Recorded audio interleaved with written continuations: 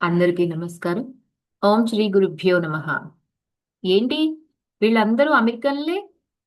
చూడ్డానికి పాశ్చాత్య ముఖాలతోనే నుండి ఉందేంటి? ఈ సువిశాల దృశ్యమంతా కూడా ఇది నా అంతర్దృష్టికి గోచరించినప్పుడు నాకు కలిగిన భావం అని పరమహంస యోగానంద గారు మనకి ఇక్కడ చెప్తున్నారు అండి.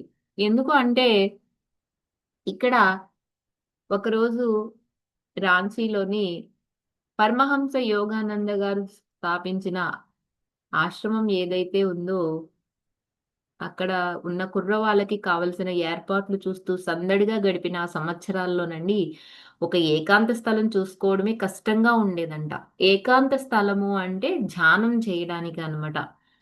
అయితే ఈయన కొన్ని దుమ్ము పెట్టి ఉన్న ఆ రాంచీ విశ్వవిద్యాలయంలో సామాను గదిలో దుమ్ము పట్టి ఉన్న కొన్ని పెట్టెల వెనకాల కూర్చొని ధ్యానంలో మునిగున్నారంట.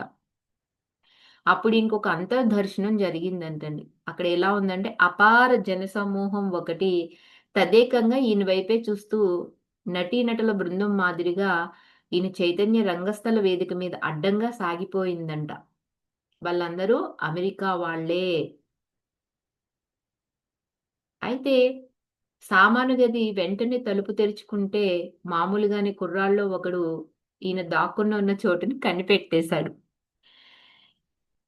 ఇలా రా విమటని ఎంతో ఉత్సాహంగా పిలిచారంట. "నీకొక వార్త చెప్పాలి. ఈశ్వరుడు నన్ను అమెరికాకి పిలుస్తున్నాడు" అని పరమహంస యోగానంద గారు శిష్యులకి చెప్తున్నారండి. "అమెరికా అండి" అంటూ ఆ అబ్బాయి ఆ మాటల్ని మారు మారు పలికాడు. చంద్రలోకానికి అని చెప్పానన్న భావం తన గొంతులో ధ్వనించేటట్టుగా అనిపించిందంట. అవును. కొలంబస్ లాగే నేను అమెరికాని కనిపెట్టడానికి వెళ్తున్నాను. తను ఇండియా చూసుకున్నాడు గదా! ఈ 2 దేశాల మధ్య తప్పకుండా ఒక కర్మ అనుబంధం ఉంది అని చెప్తున్నారు. విమల్ ఎగిరి చక్కగా అక్కడి నుంచి వెళ్ళిపోయాడండి. కాసేపట్లో ఈ 2 కాళ్ళ వార్తాపత్రిక ఇచ్చిన సమాచారం మొత్తం విశ్వవిద్యాలయం అదే ఆ విద్యాలయం అంతటికి తెలిసిపోయింది అని చెప్తున్నారు.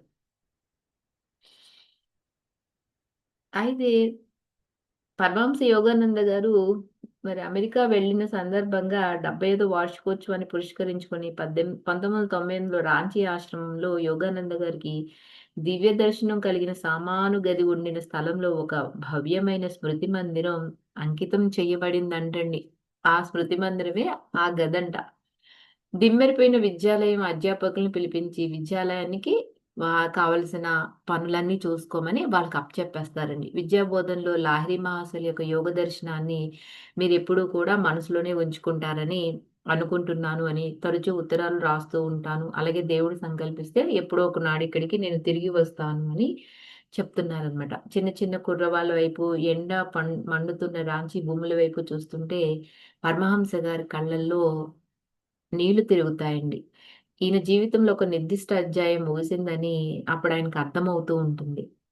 ఇక నుంచి ఈయన దూరదేశంలోనే ఉంటారు. ఇంకా ఇక్కడ భారతదేశంలో ఉండరనమాట. అందువల్ల ఇంకా అక్కడి నుంచి అంతర్దర్శనం కలిగిన కొద్ది గంటల్లోనే రైల్లో కలకత్తాకు బయలుదేరిపోతారు. ఆ మర్నాడు అమెరికాలో మత ధార్మిక ఉదారవాదుల అంతర్జాతీయ మహాసభకు భారతదేశం నుంచి ఈయన్ని ప్రతినిధిగా రమ్మని కోరుతూ పంపిన ఆహ్వానాన్ని అక్కడ అందుకుంటారండి. ఆ సంవత్సరం బోస్టన్‌లో అమెరికన్ యూనిటేరియన్ అసోసియేషన్ ఆధ్వర్యంలో అది జరగవలసి ఉందన్నమాట. ఈయన తల సుడిగుండంలో పడ్డట్టయ్యి, శ్రీరాంపూర్‌లో ఉన్న శ్రీ యుక్తేశ్వరి గారి సన్నిధికి చేరతారండి. ఎందుకంటే, గురూజీ అమెరికాలో ఒక మత ధార్మిక మహాసభలో మాట్లాడడానికి ఇప్పుడే నాకొక ఆహ్వానం వచ్చింది. నన్ను వెళ్ళమంటారా? వద్దంటారా? ఏంటి అని అడగటానికి. "నీకోసం తలుపులన్నీ తెరిచి ఉన్నాయి" అని వెడితే ఇప్పుడే వెళ్ళాలి. లేకపోతే ఇంక లేనట్టే అని చెప్తారండి. అందుకే మనకి అవకాశం ఒక్కసారే వస్తదంట. ఆ అవకాశాన్నొచ్చినప్పుడు మనల్ని వదులుకోకూడదు అని చెప్తారు. కానీ మనం కొన్ని సార్లు అతి అంటే మన యొక్క అతి తెలివితేటలనుకోవచ్చు, దూరాలోచన అనుకోవచ్చు. అది మన కోసమే వచ్చిందన్న విషయాన్ని మనం పసిగట్టకుండా అలా ఎన్నో సార్లు అవకాశాలను పోగొట్టుకునే సందర్భాలు గూడా మన జీవితాల్లో జరిగాయి కదా! అప్పుడు పరమహంస గారు ఇలా అంటారు, గురుదేవ బహిరంగ ఉపన్యాసాల గురించి నాకేం తెలుసు, నేను ఉపన్యాసాలు ఇచ్చిందే చాలా తక్కువ కదా, అది కూడా ఇంగ్లీష్లో ఎప్పుడు ఇవ్వనే లేదు అని దిగులుగా మాట్లాడతారండి. ఇంగ్లీష్ అయ్యేది కాకపోయేదేంటి, యోగాన్ని గురించిన నీ మాటలు పడమటి దేశ వాళ్ళు విని తీరాల్సిందే అని చెప్తున్నారు. బాగుంది కానీ పూజ్య గురూజీ, అమెరికన్లు బెంగాలీ నేర్చుకుంటారనుకోను, ఇంగ్లీష్ భాషల్లో అడ్లు దాటుకుపోవటానికి నాకు కాస్త ఊపు వచ్చేటట్టు నన్ను ఆశీర్వదించండి అని హ్మ్. పలుకుతున్నారు. ఎందుకు బెంగాలీ అంటున్నారు అంటే, ఇక్తేశ్వర గిరిగాలతో ఈయన మామూలుగా బెంగాల్‌లోనే మాట్లాడేవారనమాట. అలాగే వాళ్ళ నాన్నగారి దగ్గర ఈయన ఉద్దేశాలు కూడా బయట పెట్టేసరికి ఆయన అదిరి పడతారండి. అమెరికా ఆయనకు నమ్మశక్యం కానంత దూరదేశంలాగా అనిపిస్తుంది. మళ్ళీ తను నన్నెప్పుడూ చూడలేరేమోనని భయపడతారు కూడా.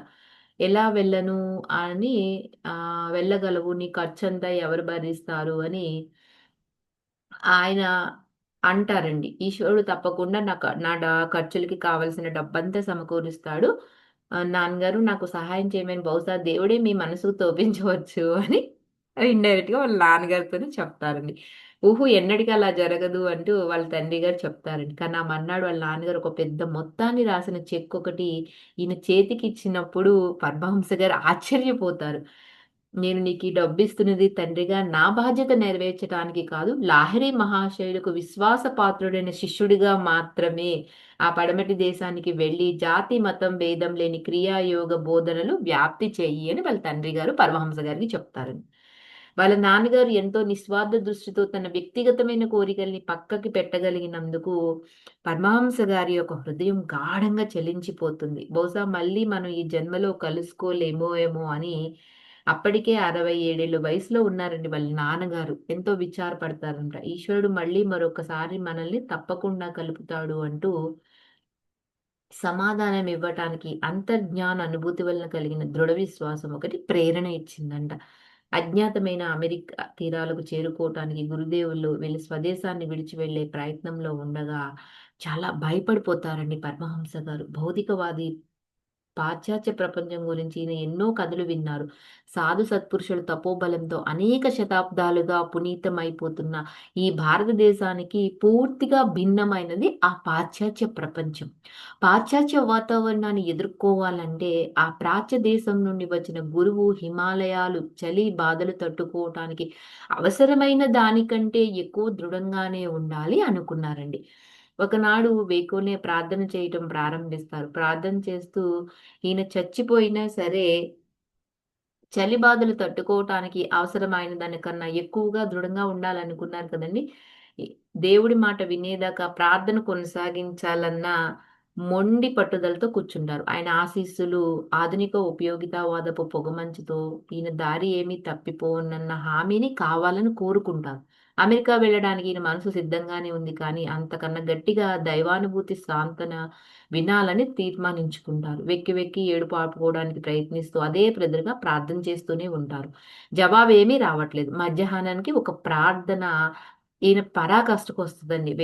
వేదనా భారతంలో నా తల తిరిగిపోయింది. మరొక్కసారి ఏడ్చానంటే నా మనోవేదన మరింత గాఢమై నా తల పగిలిపోతుందేమో అనిపించింది అంటున్నారండి. ఆ సమయంలో వీళ్ళు గడ్పార్ రోడ్డు ఇంటి సింహద్వారం తడుపుతున్న చప్పుడు వినిపిస్తుందండి.